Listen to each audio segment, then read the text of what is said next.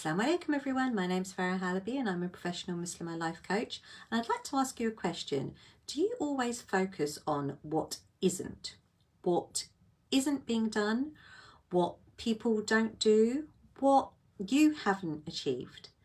And do you beat yourself up about it, and do you get really upset with others for what they haven't done, for what they've not said, for what they haven't haven't listened to you about?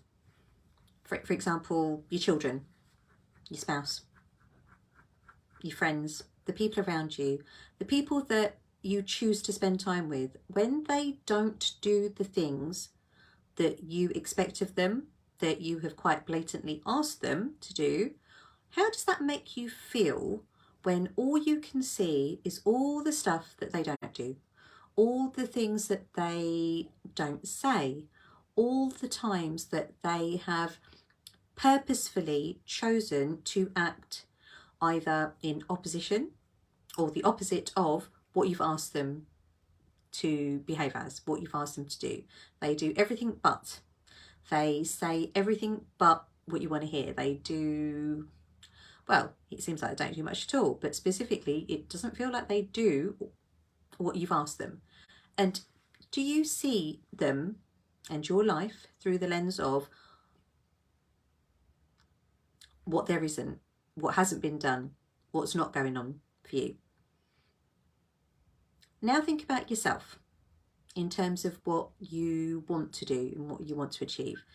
Do you focus on all the stuff that you haven't done yet, that you haven't completed, that you haven't got round to, that you haven't had a chance to do, that you had all these plans and goals and expectations of what you were going to sort out, and all you can see is all the things you've not achieved, that you've not done, that you've not been able to complete?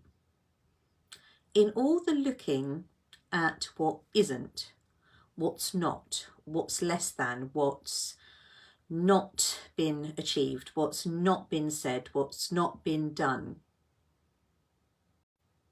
where's the focus, or where's the gratitude for what has been done, for what is going on, for what is being said, for what is currently happening in your life, whether it be from your hands or from those around you, what they do on a daily basis, how they interact with you on a daily basis? Now, this comes up a lot in my client work. This comes up a lot when there is a focus on what isn't, what hasn't been done, a focus on a lack of, not enough, not good enough, not done enough, not said enough, not behaved well enough, not done at all. And when that focus is on a person specifically, in what they're not doing, it tars their whole, it's almost like their whole existence is an example of what they haven't done. The many ways in which they haven't said, haven't done, haven't behaved in the way that you wanted them to, that you expected them to, that you have told them at some point that you want them to do that. And all you can see is evidence that suggests, no. Instead of ticking off everything, it's a big cross. Not done this, not done that, not done this. But in all of the focus on what isn't, what hasn't been done, what isn't going on, life is passing by. You know, interactions are being made. You're still going on, you know, doing what you do every day. They're going on in their lives doing what they do every day. And the normal things, the things that they do are not on your radar. It's almost like you've got not done glasses on, and that's all you can see. All of the things that aren't meeting your expectations, all the things, all the evidence that suggests that, you know, nope, that's not been done, that's not been said, he didn't do this, she didn't do that, they've not done what they promised they were going to do. And everything that is being done, that is being said, that has been achieved, that is going on is swept by the side. It's not even noticed. And when you focus on what's not, what's less than, what's not being performed, that not becomes bigger and bigger and bigger to never. They never do what I ask them to do. She never says thank you. He never thinks of me and thinks to do what I've asked. And it becomes this state of affairs that all you can see, it's like, not state of affairs, it becomes this law, this rule that everyone, or in certain cases, a specific person is living by. And then everything that they don't do is a personal attack on you. Every time you've asked them to, I don't know, pop their shoes away. Every time you come home and a shoe has not been popped away, it's a direct attack. It's like a chess move that's an attack on you. It's a move against you. And we take it personally. So in all of the not doing, all in the not achieving, all of the not meeting our expectations, when we see that for long enough, it becomes never.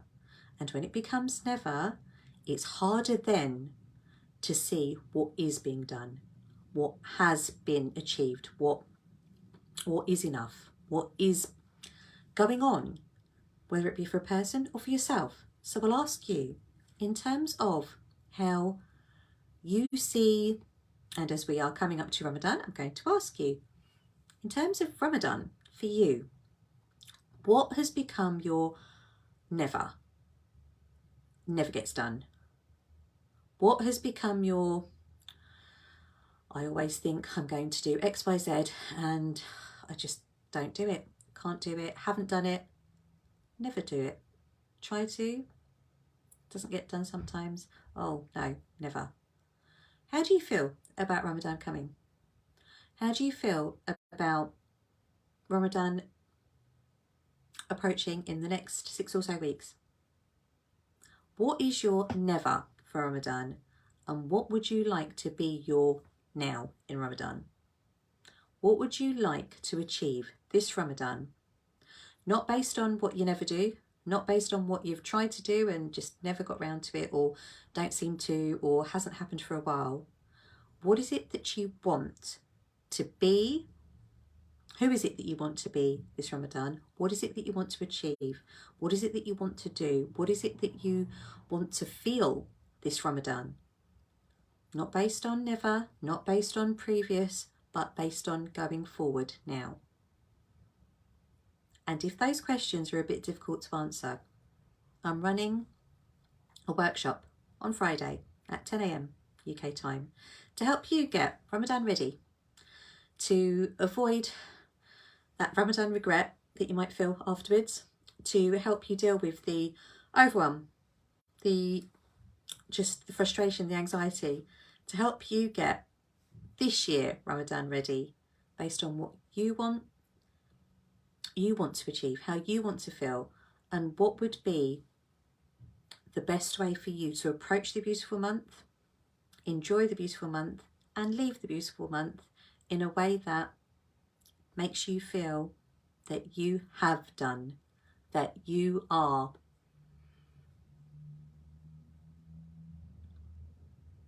the opposite of not done, the opposite of never, that you have achieved, that you have had the Ramadan that you want, and that, alhamdulillah, it was good.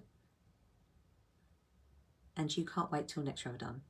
Not to do over what you didn't get done this Ramadan, but to better, to draw from it, to spring from it, to connect in a way that feels good enough for you. How does that sound? If you'd like to know the details, they are in the comments above or below, depending on where you're watching this video. As I said, my name's Farah Halabi. I'm a professional Muslim life coach, and I look forward to connecting with you in the workshop on Friday at 10 a.m, inshallah. But for now, Take care. Assalamu alaikum.